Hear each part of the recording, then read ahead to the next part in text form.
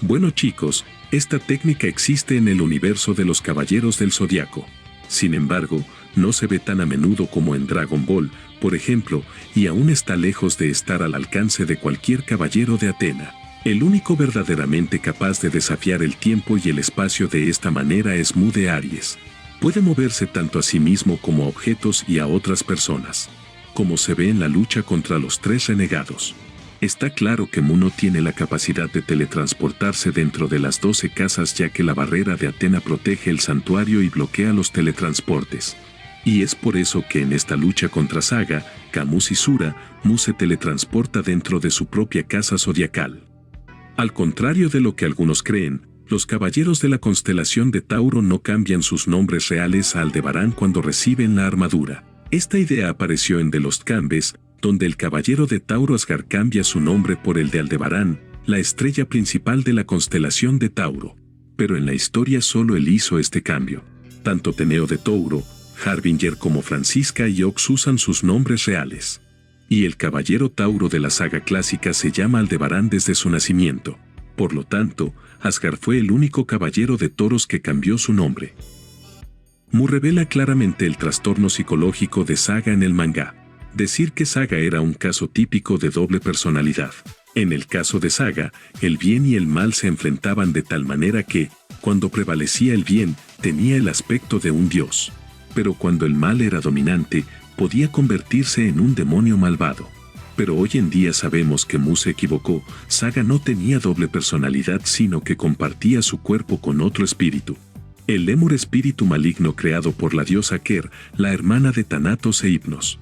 Y Saga fue poseído por ese espíritu cuando aún era un bebé y terminó cambiando de lugar con un Lemur.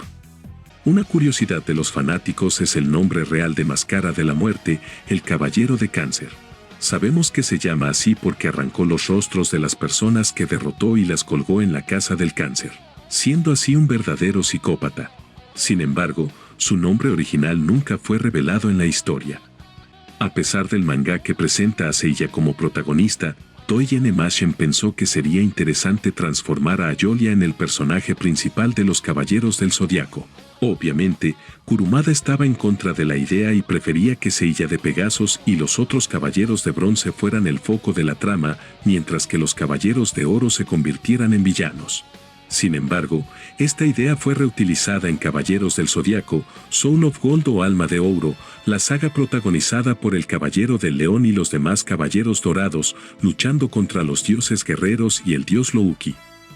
Si ya es raro pensar que los Caballeros de Bronce estaban programados para pelear cuando aún eran adolescentes, mira esta situación. Cuando Ayolos de Sagitario fue acusado de traición, Sura corrió tras él para no dejarlo escapar. El caballero Sura de Capricornio tenía entre 10 y 11 años, y como sabemos fue el principal responsable de la muerte de Ayolos de Sagitario, quien en ese momento tenía 14 años.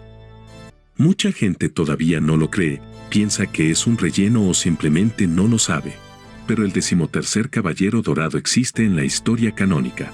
Aunque en teoría solo existen 12 casas zodiacales, en un pasado lejano la casa de Serpentarius estaba activa y tenía a su caballero Asclepio, quien incluso poseía un poder por encima de los demás, considerado como un caballero legendario. Sin embargo, la sed de poder se apoderó de su mente y fue depuesto y sellado por los dioses. Así reencarnado en el siglo XVIII por el cuerpo del caballero Odiseo de Ofiuco. Y esta historia tiene lugar en la saga Next Dimension, que es la continuación de la clásica saga de Hades. Aquí en el canal encontrarás la lista de reproducción que cuentan esta historia. Por increíble que parezca, Saga nunca usó el golpe del caballero de Gemini en las primeras temporadas del anime clásico. Saga usó la explosión galáctica por primera vez en la película La Batalla de Abel. Después de eso, volvió a usar la técnica solo en la saga de Hades. En el manga y los juegos, Saga usa el golpe para derrotar a los Caballeros de Bronce, pero Ikki se sacrifica y recibe el impacto solo para salvar a Seiya. Sin embargo, esta escena no era para el anime. Y curiosamente, en la saga de Poseidón, Canon usa la explosión galáctica sobre Ikki y el Caballero de Fénix reconoce el golpe. Siendo un error similar a Yoga y Camus, donde en las 12 casas Yoga llama al Caballero de Acuario el maestro de mi maestro. Y en la saga de Hades llama a Camus un maestro. olvidando así la existencia del Caballero de Cristal que solo existía en el anime, y siguiendo el manga canónico como Camus siendo maestro directamente de yoga. Buenos chicos, primero hablemos del nombre de Seiya de Pegasos. Como sabemos es el protagonista de la serie, y su nombre Seiya significa Hero Star o flecha estelar siendo una metáfora de un meteorito volando por el cielo nocturno. Precisamente por eso los golpes del personaje están relacionados con meteoritos y cometas. Además, su nombre Hero Stellar también es una referencia a su signo de Sagitario, en alusión a que el personaje es el sucesor de Aiolos y, por lo tanto, lleva la armadura de Sagitario. Todo el mundo sabe que, en teoría, un golpe no funciona dos veces contra el mismo caballero. Pero un detalle que mucha gente no sabe es que Ikki fue el primer y único caballero de Fénix oficial hasta el momento. Entonces, ni antes ni después de Ikki, hubo otro caballero que usó esta armadura. Curiosidad número 3. Los caballeros de bronce son niños. Puede ser difícil de creer si solo consideramos la apariencia de Seiya y sus amigos. Pero los caballeros de bronce eran todos adolescentes. Seiya y Sun tienen 13 años, Shiryu y Yoga 14 y Ikki de Fénix es el mayor con 15 años. ¿Tú sabías de eso? Comenta ahí para que sepa. ¿Conoces a los caballeros de acero, el maestro de cristal, el caballero de fuego, los caballeros fantasma del Caribe, etc.? Porque ninguno de estos personajes existe en la historia del manga original y fueron creados únicamente para permitir diferentes desarrollos en el guión del anime. Hacer que la historia sea más larga y, a menudo, más confusa también. Por ejemplo, mientras que Camus de Equeries es el maestro de yoga en lo manga, en el anime Camus era el maestro del Caballero de Cristal, quien a su vez era el maestro de yoga. Además de varias otras situaciones que terminaron siendo más difíciles y confusas de lo que realmente son en la historia canónica del manga. Bueno chicos, esta es otra de las muchas diferencias entre el manga y el anime. En la historia original, cuando los caballeros de bronce tienen que enfrentarse a los caballeros negros, hay dos caballeros del dragón negro, siendo Tsunadekuro y Fukuryu.